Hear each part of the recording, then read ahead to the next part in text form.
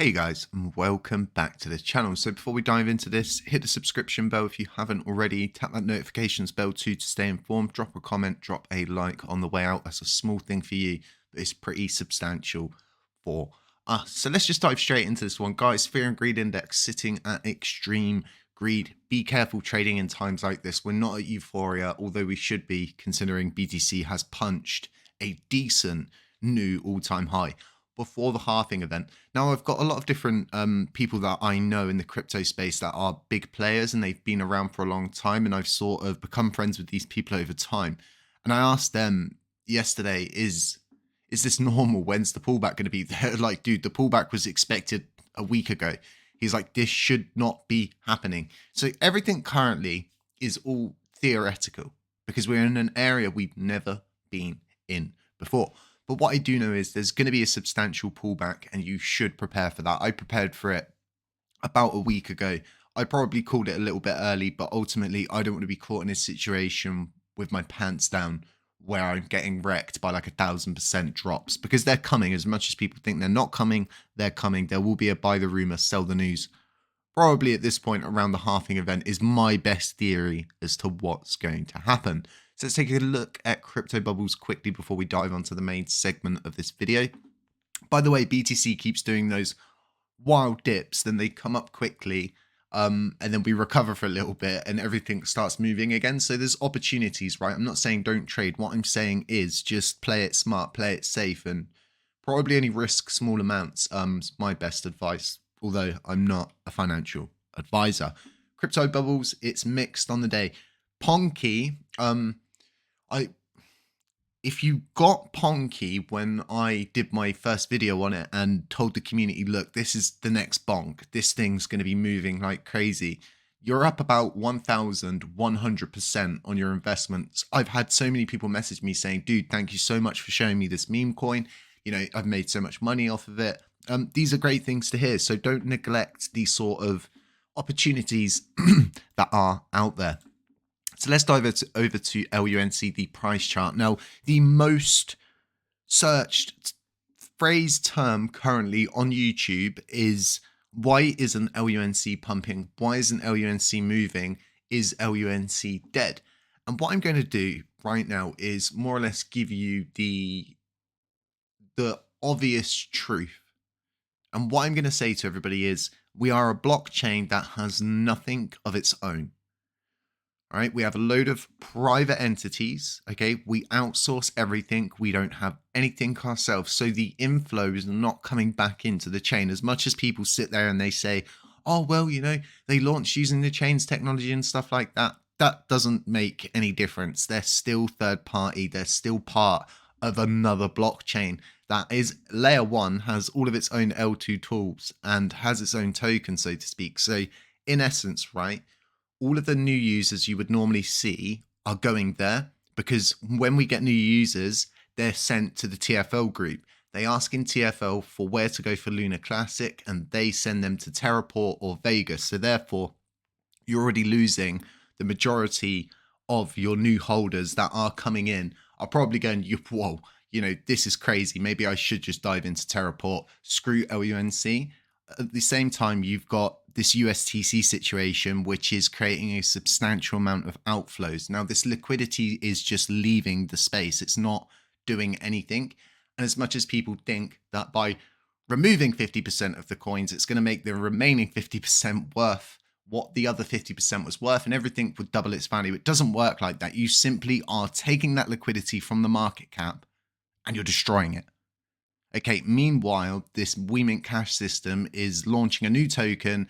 Their user base will be built out from the USTC community here, and everybody's asking when repeg. Well, there's clearly not going to be a repeg ever, considering everybody's burning their USTC to get WeMint Cash. Now, these are all some of the situations that are playing out. Alongside that, no validators on this blockchain are doing anything. We've got a validator that's like the LUNC Development Fund, doesn't fund any developers. There's no developers to fund apart from Genuine Labs, who are just going to be doing bug fixes for the impending future. And this is another one of those underlying issues. These are all of the different things we need to address as a community. And honestly, there's only so much I can do. We've brought back LUNC Dash. We've given you a backup on-chain wallet that you can use at your will and at your dispense if you choose to do that, because Station V3 is a piece of junk. We need more validators giving more to this blockchain and doing more and creating more inflow instead of everybody just doing nothing. Okay, all of these top validators are providing absolutely zero to this blockchain, but they're taking a considerable amount. And this is why the DCM was rejected in being altered or removed, because you're removing a substantial paycheck from those people. And it's not surprising to see who voted no. They're the people that are double noding, who are making considerable amounts of money from this blockchain and dumping it all on you, who are just the everyday retail users, right? Right. So where does this all leave the blockchain? Well, it leaves the blockchain just with like a substantial amount of outflows and not many people flowing anything back in. And like I said, that's why I brought back LUNC Dash. That's why we brought money flow tools to this blockchain ourselves. That's why we brought an on-chain wallet to the blockchain. Now, as price-wise, you're looking at a 2-hour time frame here. If we stay on this trajectory, if we hold, if we do what we historically do, I think we could see another leg. And I said about this next breakout, which is going to be a decent breakout up to the 30 to 40,000 points per coin. I think this is a decent leg, because the last time we were flashing indicators like this alongside the bullish momentum flag, we shot up around 129%. That's a decent breakout for us as a blockchain. Okay, that's a decent breakout. So what I'm thinking is we're loading up again here. We're bouncing on that trajectory line, as you can see. So maybe, just maybe, what I'm thinking is there is another leg here, and we're going to see the handle to this cup that's played out here, coming down, seeing the handle, load up here, and then bouncing off that trajectory line, coming up, and then shooting up for 40,000 points per coin. And I think this is just technical sort of standpoint on things. BTC could absolutely crash. People could lose trust in the blockchain. Anything could happen to invalidate what I'm saying here. And nothing I say is 100% right or 100% correct. It is merely just my theories and my thesis. So if you think about it and you say to yourselves, well, how come it's taken 2 years for a tool like this to emerge? I never ever wanted to be part of a group of people that had to bring Station forward. You know, there's so many developers that have come, taken money from this chain, quants that have taken money from this chain, have never provided anything. And 2 years down the line, it's then fallen back to people like myself, people like Straff, to get these tools up and running. And once again, right, the Autocompound feature brought by myself and Straff, this brought by myself and Straff, LUNC Dash brought by myself and Straff. The amount of stuff that we have brought to this blockchain, burn projects, the YouTube burn channel, all of the different things. If you think about it, if every single validator was doing what we was doing, this chain would be in a very good place. It would be in a very good position, and it would have a ton of inflow coming in.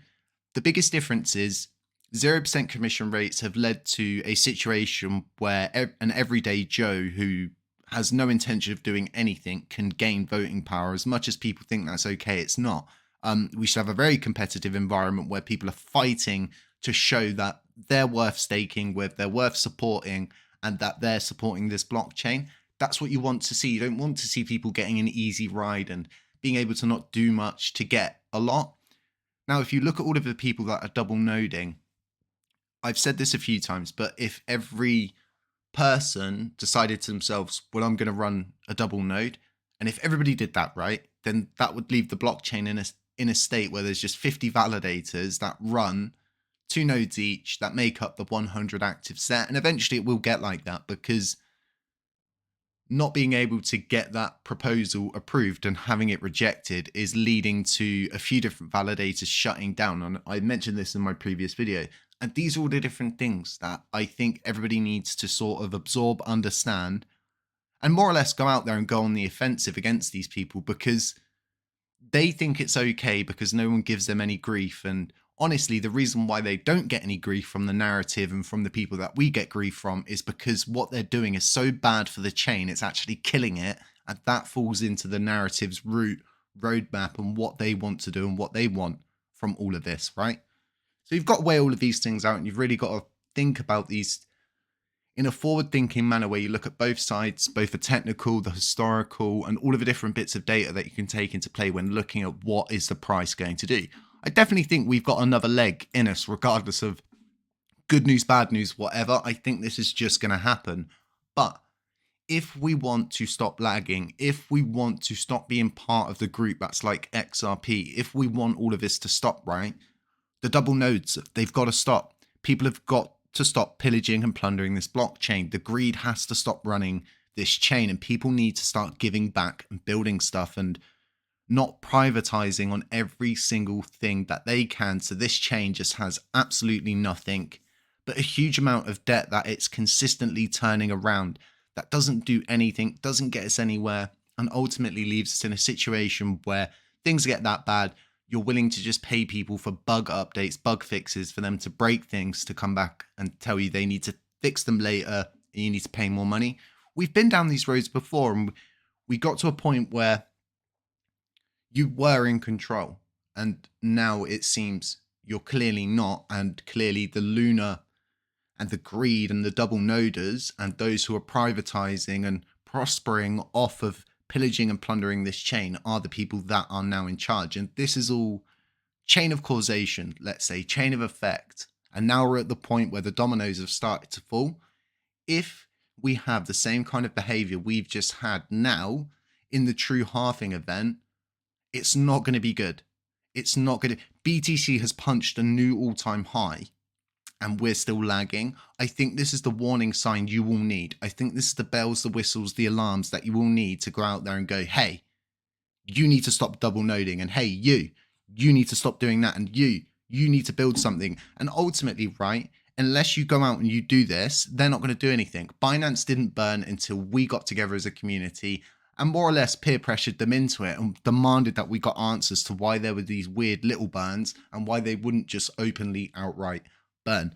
But let me know what you think about all of this, guys. I want to see a blockchain again where there's 130 active set and we've got new validators coming in, we've got new ideas, new opportunities, and new people coming in to innovate the space, instead of just having those same boring people that are doing nothing, claiming to be funding developers, claiming to be there for the chain, but realistically they're just drilling holes in the boat. But let me know what you guys think about all of this. Other than that, guys, stay safe, stay humble, stay aware, and as always, I'll catch you in the next one.